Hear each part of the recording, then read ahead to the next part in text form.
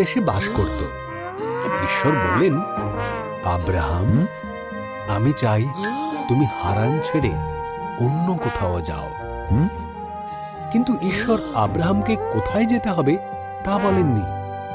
ঈশ্বর বললেন, আমাকে বিশ্বাস করো।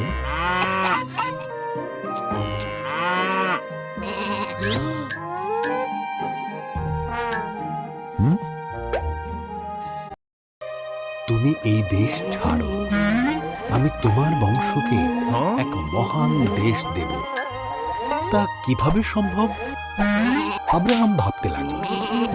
তার স্ত্রী সারার অনেক বয়স হয়েছিল, তাই সে সন্তানের জন্ম দিতে অক্ষম ছিল।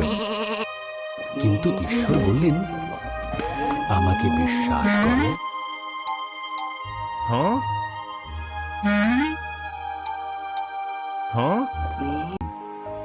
যেখানে যেতে বলছি সেখানে যাও, এবং আকাশের তারাদের থেকেও তোমার বংশধরের সংখ্যা বেশি হবে।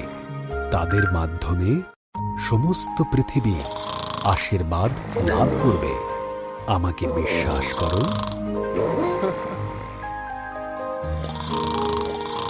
আব্রাহাম ঈশ্বরের প্রতি বিশ্বাস রাখল। সে তার স্ত্রী সারা, ভাইপো লোট আর যা কিছু তাদের ছিল সেই সব নিয়ে ঈশ্বরের আদেশ মতো কনান দেশে পৌঁছল।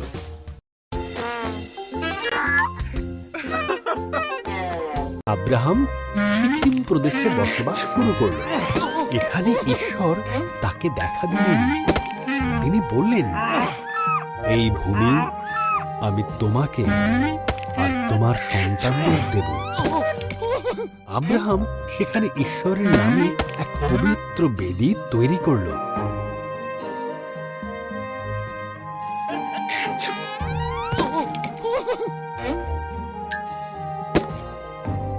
ঈশ্বরের দেওয়া সেই প্রতিশ্রুত দেশটি ঘুরে দেখল।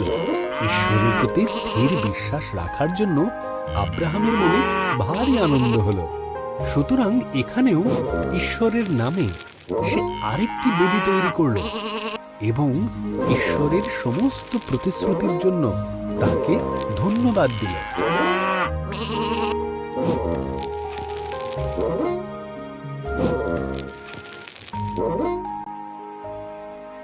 পুত্র সন্তান দেবেন বলে কথা দিয়েছিলেন, এবং সেই সন্তান থেকে বহু সন্তান হবে, যাদের মধ্য দিয়ে পুরো পৃথিবী আশীর্বাদ লাভ করবে। কিন্তু আব্রাহাম আর তার স্ত্রী সারার সন্তান জন্ম দেবার জন্য অনেক বয়স হয়ে গিয়েছিল। আব্রাহাম এখনো ঈশ্বরের প্রতি স্থির বিশ্বাস রেখে চলেছে।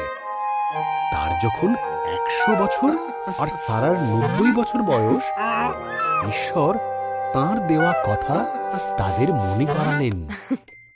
সারা সন্তান সম্ভবা হল।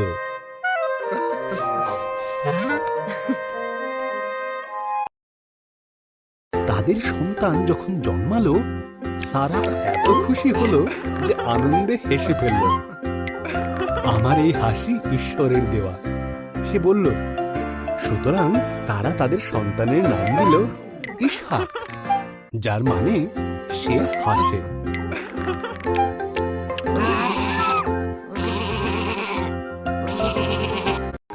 ঈশ্বর আব্রাহামের মহা পরীক্ষা নেবার জন্য তাকে মরিয়া পর্বতে নিয়ে গিয়ে ঈশ্বরের নামে বলিদান দিতে বললেন। আব্রাহাম বিভ্রান্ত হল, কিন্তু তবুও সে ঈশ্বরে বিশ্বাস রাখল।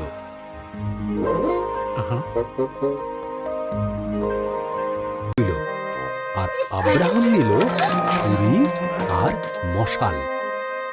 একসাথে তারা পাহাড়ে চড়তে লাগলো।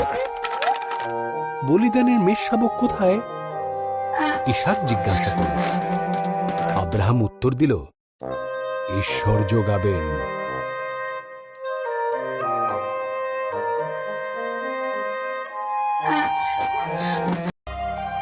ইসহাককে বেঁধে কাঠের গুচ্ছের উপর শুইয়ে দিল।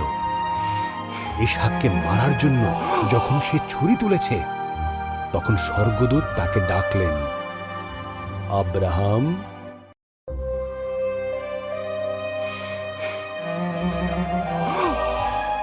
স্বর্গদূত বললেন, ঈশ্বর জানেন তাঁর প্রতিজ্ঞাতে তুমি বিশ্বাস করো। ওই দেখো, ঝোপের মধ্যে একটি মেষ শিং আটকে ছটফট করছে, ওকেই ঈশ্বরের নামে উৎসর্গ করো।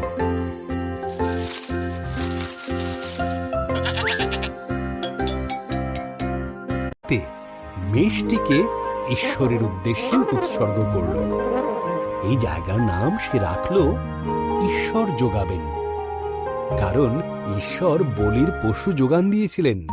ঠিক যেমন ঈশ্বর বলেছিলেন, তার দেওয়া কথা তিনি রাখলেন।